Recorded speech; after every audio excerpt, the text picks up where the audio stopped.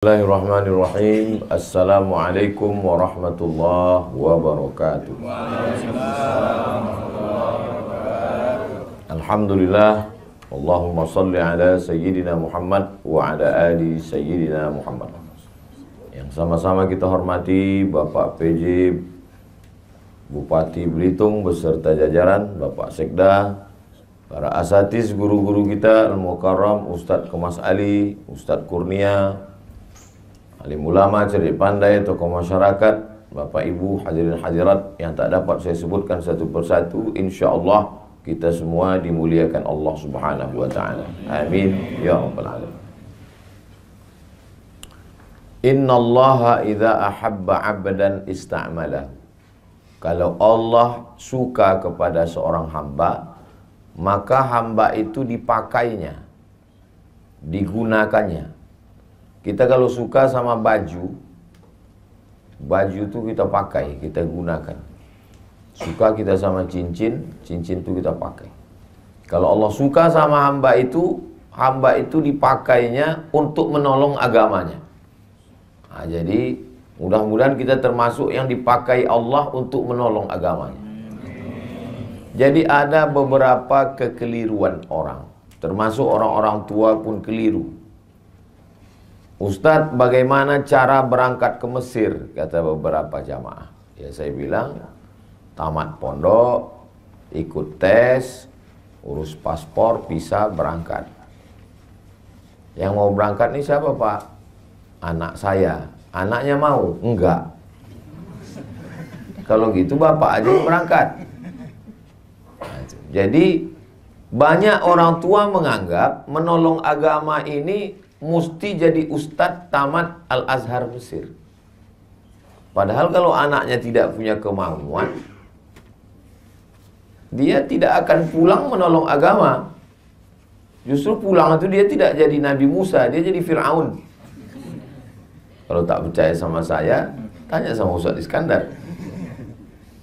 Jadi pakailah apapun yang sudah ditempatkan Allah kita di dunia ini, pakai dia untuk menolong agama Allah.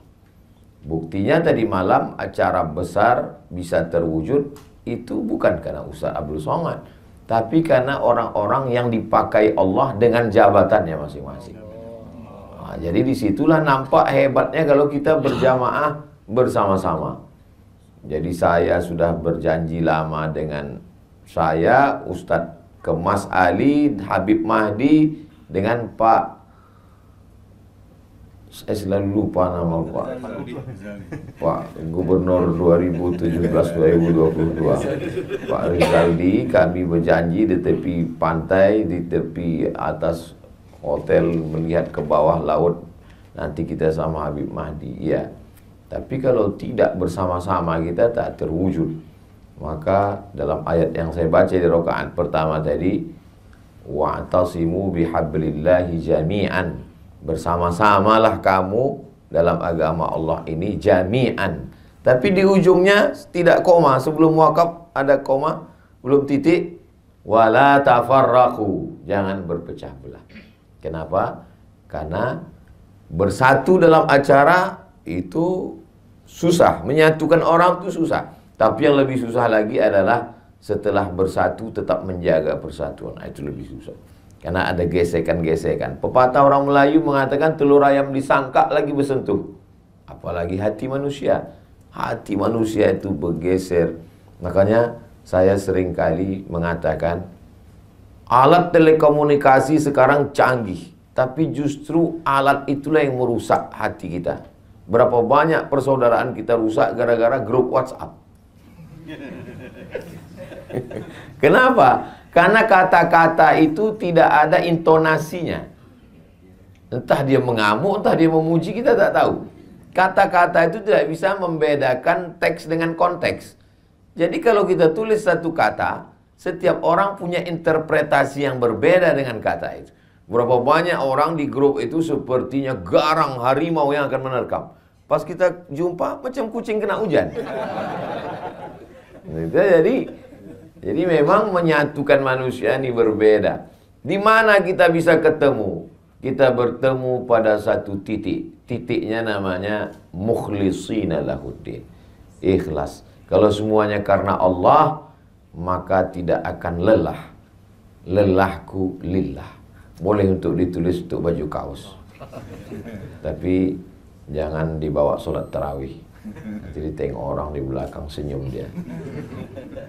Kalau kita sudah disatukan Allah dalam agama ini, maka dengan segalanya, Pak PJ dengan kekuasaannya, Ustadz dengan ilmunya, ada hamba Allah yang dulu pernah mengurus grup band jadi mengurus Ustadz.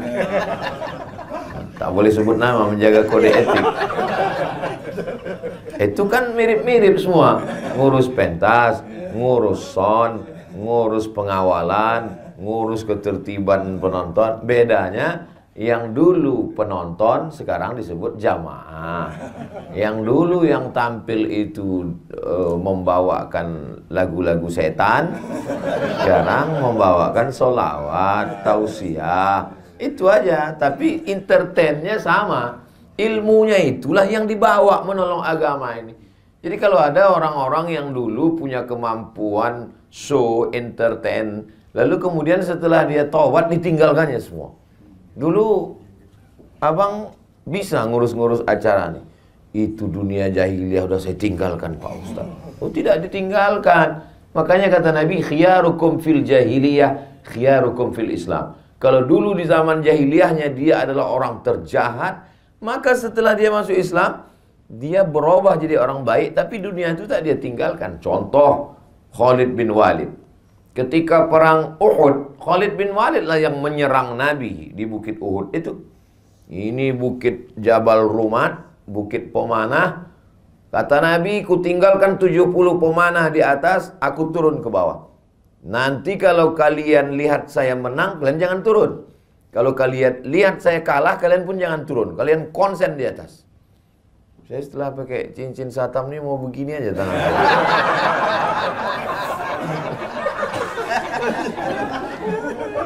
Rupanya pasukan Nabi menang di bawah. Mereka tak tahan melihat harta rampasan perang, turun mereka. Begitu turun pasukan pemanah dari atas, datang pasukan Khalid bin Walid dari belakang. Kalah pasukan Nabi.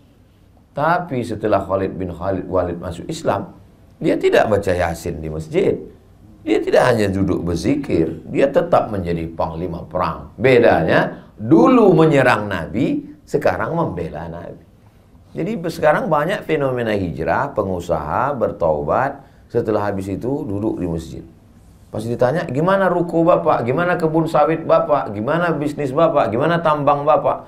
Sudah saya tinggalkan semua Pak. Saya mau mati. Ya kalau mati kok tidak? Saya banyak ketemu orang mau resign. Saya mau resign nih Pak Ustaz. Orang kalau ngomong jangan patah, biarkan dia habis ngomong. Setelah habis dia bilang selesai semua, baru saya tanya, kalau bapak resign, keluar dari kantor, keluar dari BUMN, keluar dari ASN, siapa yang duduk di kursi bapak tinggalkan itu? Apa yakin yang menggantikan bapak lebih soleh, lebih baik daripada bapak? Enggak ada Pak Ustaz, setengah setan yang menggantikan. Berarti bapak membiarkan amanah ini diambil orang. Iya Pak Ustaz, tapi saya tak tahan duit-duit haram ini. Kasih ke saya. Jadi banyak orang berpikir yang dipikirkannya dirinya aja sendiri. Padahal kalau segenggam kekuasaan itu di tangannya, banyak yang bisa dia lakukan. Jadi kalau ada orang berpikir yang penting saya sholat subuh, yang penting saya puasa Senin Kamis, yang penting saya tahajud malam, yang penting saya berzikir. Kalau begitulah cara berpikir, takkan merdeka Palestina oleh Salahuddin Al-Ayyubi. Tidak akan menang umat Islam melawan Konstantin oleh Muhammad Al-Fatih. Takkan menang Islam berkuasa di Spanyol oleh menjebol Selat Gibraltar oleh Jabal Tariq. Kenapa? Egois, berpikir diri sendiri.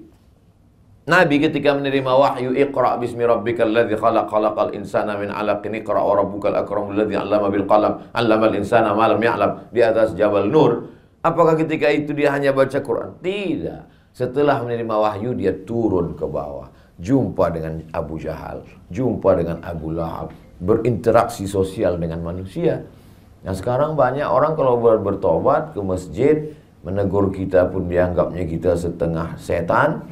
Padahal kita adalah masih lagi di dunia, masih kita berjuang. Jadi paling tidak menolong agama Allah ini ada 5 manusia.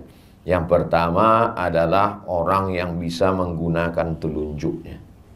Kalau ditunjuknya jalan berlobang, langsung licin beraspal. Kalau ditunjuknya acara, langsung jadi. Beda sama saya. Saya tunjuk beberapa jalan sampai sekarang belum aspal-aspal. Karena saya tak ada kekuasaan. Orang-orang yang punya kekuasaan ini dipakai untuk menolong agama Allah luar biasa. Tunjuk jalan, berdiri pondok pesantren.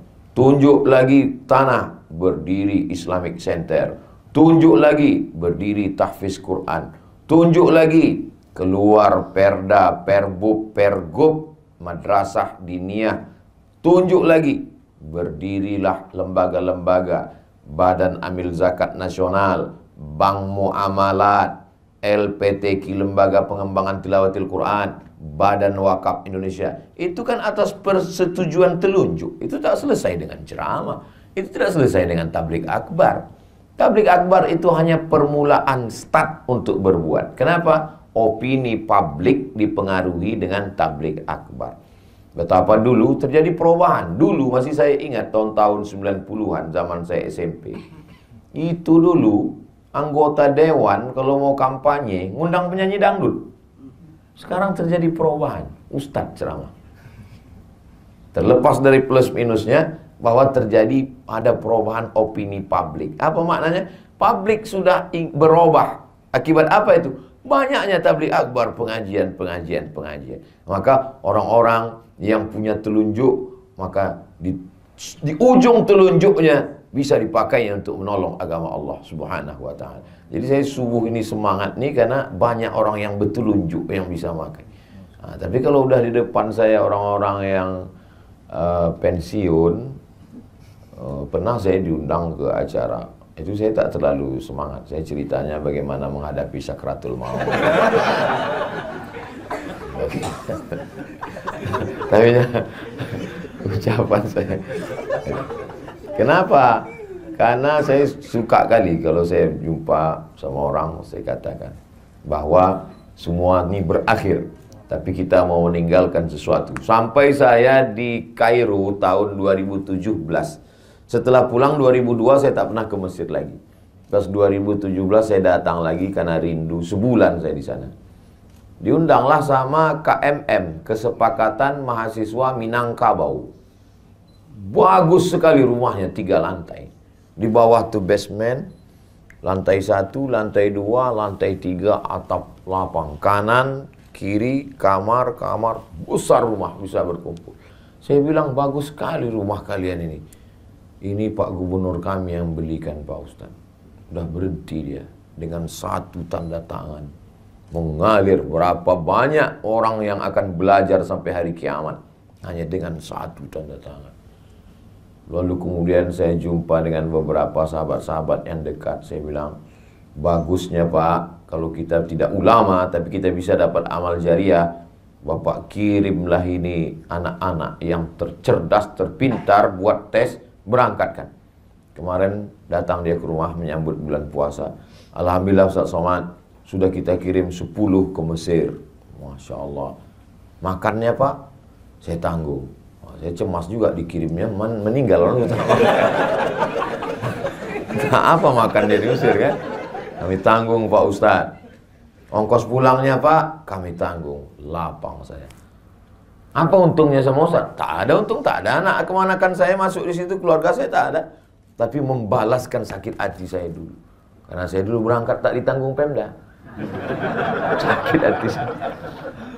Berangkat tak ditanggung, beasiswa tak dikasih, pulang. Berangkat tak diantar, pulang tak dijemput. Macam Ustaz hantu. Maka di mana-mana selalu saya pesankan itu. Supaya apa? Membalaskan sakit hati saya.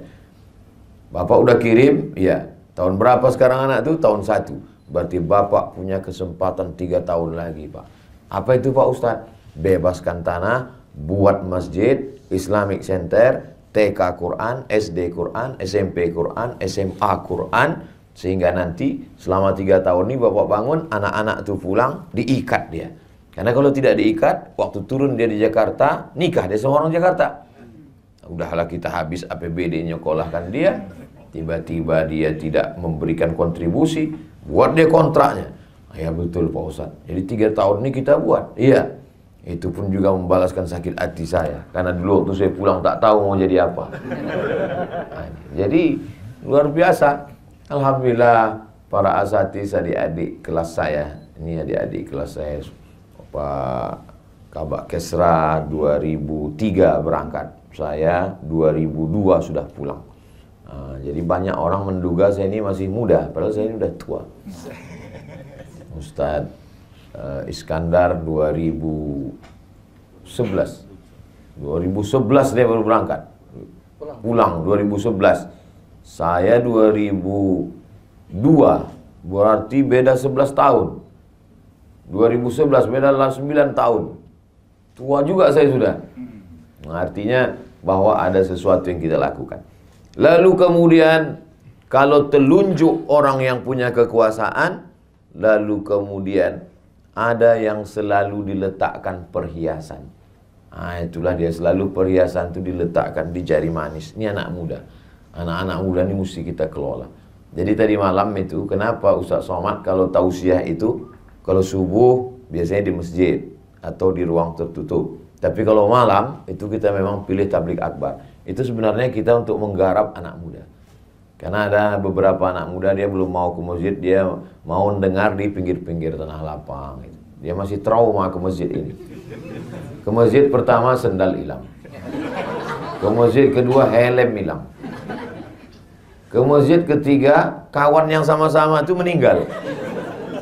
Jadi nama penyakitnya Masjid Traumatic Syndrome. Jadi orang-orang begini ini mesti dijinakkan lagi dengan tanah lapang. Jadi berawal dari tanah lapang, lama-lama ujungnya juga ke masjid. Bukan berarti hanya berhenti di tanah lapang, enggak. Jadi yang tadi malam itu kita tidak euforia sesaat, kita ikut bahagia, kita ikut senang. Tapi puncaknya adalah bagaimana masjid-masjid kita. Jadi harus ada terus berkesinambungan. Ibarat macam menangkap ikan. Jadi saya sudah menghalau ikan ini dari sini. Ada ustadz di sana yang menunggu. Makanya Ustadz Kurnia pun menunggu ikan ini sekarang. Terserahlah entah ikan apa yang datang. Siapkan memanglah jalannya. Entah ikan paus, entah ikan hiu, entah ikan lumba-lumba. Asal jangan ikan piranha aja lah. Artinya apa? Kita bekerja sama. Makanya selalu saya katakan, masukkan anak ke pesantren, masukkan anak ke pendidikan yang dikelola para habaib, para kiai kita, masukkan ke madrasah. Itu dalam rangka menghalau ini. Baru setelah itu nanti mereka akan bertanya, di mana kami daftarkan anak kami Pak Ustadz? Bermunculan iklan, daftarkan anak Anda segera, hubungi nomor kontak berikut ini. Ingat, kuota terbatas. Nanti beberapa hari lagi keluarlah iklannya itu. Itu dalam rangka apa? Karena pemuda ini kalau tidak kita garap, digarap aliran sekuler, komunis, ateis, agnostik, liberal, macam-macam di medsos itu. Tadi, waktu habis sahur tadi, saya baru aja mengirim web yang diisi oleh orang-orang ateis. Jadi isinya itu ngejek agama aja. Sampai yang di atas itu ditulisnya, kalau memang Tuhan itu ada, kenapa dia menegur saya melalui mulut kamu? Itu kan memandang. Tapi dia pakai fake account semua. Dan itu saya kirimkan ke kawan-kawan supaya jangan terlalu sibuk berkelahi antara sesama kita, sementara ini kita diamkan. Nah ini saya artinya anak muda ini mesti kita garap. Lalu kemudian ada telunjuk yang punya kekuasaan, ada anak muda. Di tengah ini, inilah dia ulama. Ulama selalu di tengah, selalu menengahi, selalu membersamai. Tak miring ke kanan, tak miring ke kiri, selalu bersama, mengayomi, melindungi, tempat bertanya. Fas'alu ahla dzikri in kuntum la ta'lamun. Tapi tidak mesti kita. Ustadz, itu kemarin yang jadi ketua pengurus masjid adalah fulan. Oh, sahabat saya, kawan saya, adik kelas saya, senior saya, kakak kelas saya. Bersama-sama kita. Jadi orang melihat kita. Kalau saya salah, yang disalahkan orang bukan Abdul Somad, yang disalahkan Al-Azhar. Yang disalahkan orang adalah semua kena. Ustadz Iskandar kena, Ustadz Kurnia pun kena. Itu kan kakak kelas kau itu kan, kata dia. Ustadz Kurnia kenal dengan Ustadz Somad? Oh, kakak kelas saya. Oh ya, dulu memang pernah, tapi sekarang udah lama tak jumpa. Alhamdulillah. Mudah-mudahan kita istiqomah insyaallah. Karena kita sudah membawa Islam, sudah membawa Quran, membawa hadis Nabi. Jadi tidak hanya sekedar membawa personal nama kita. Saya dikasih tahu tadi sampai 5.30, setengah 6. Terasa juga dia jam sudah dekat. Telunjuk ulama, anak muda. Kelingking ini jangan disepelekan. Walaupun dia kecil, kalau tak ada dia cuma mengorek upil. Kalau tak ada dia cuma mengorek telinga. Gatal lubang telinga kita. Takkan mungkin pakai jempol. Besar betul lubang telinga. Artinya apa?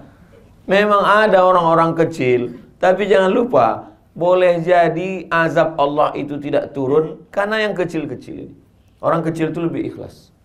Orang kecil itu lebih tulus. Orang kecil itu lebih dekat kepada Allah. Kenapa? Rahmat Allah itu turun di hati yang hancur berkeping. Boleh untuk update status besok pagi. Nah, tahu ada adik-adik yang hatinya hancur berkeping. Kenapa kadang hidup kita itu dibuat Allah hancur babak belur, berkeping macam kaca jatuh ke batu? Karena di saat itulah sujud kita lebih lama.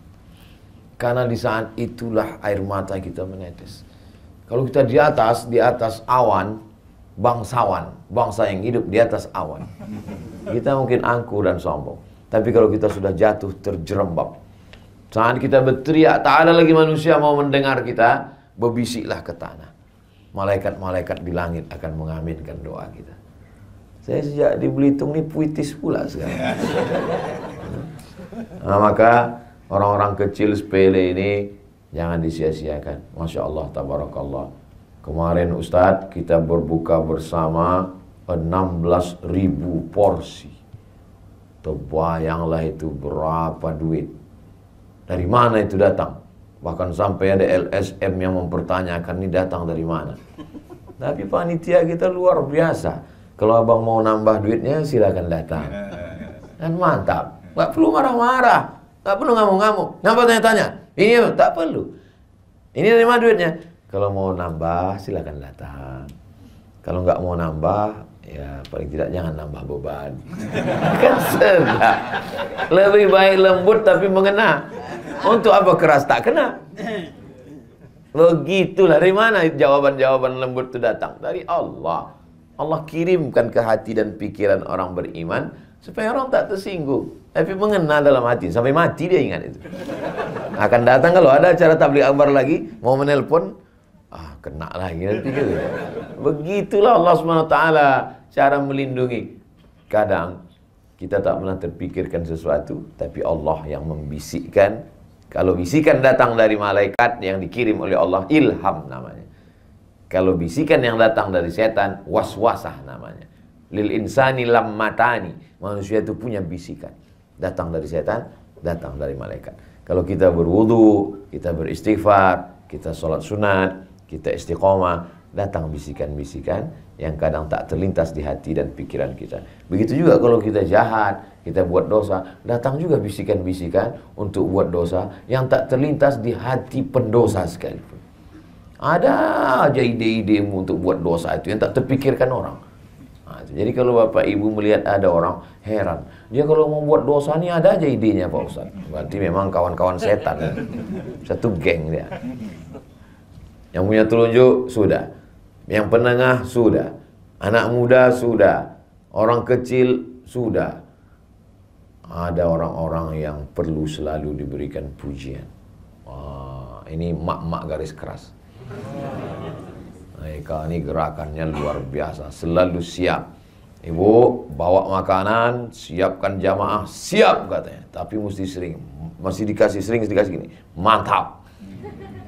Support luar biasa. Perempuan itu dia ingin mendengarkan kata-kata pujian. Makanya Nabi menggunakan itu. Apa kata Nabi kepada Sayyidatuna Aisyah?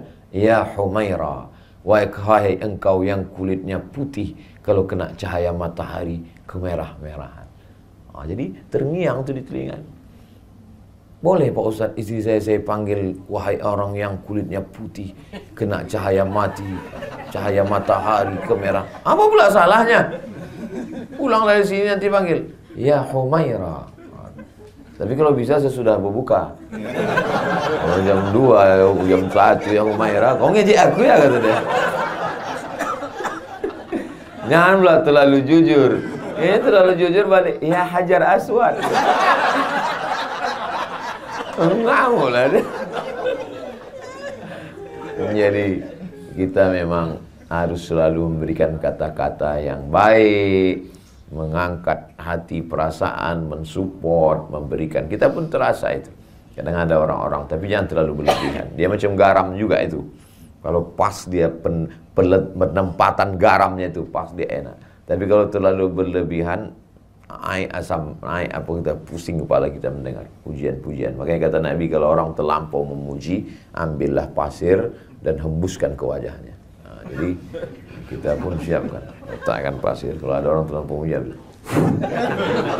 kenapa bapak gini kan banyak kali bercerita.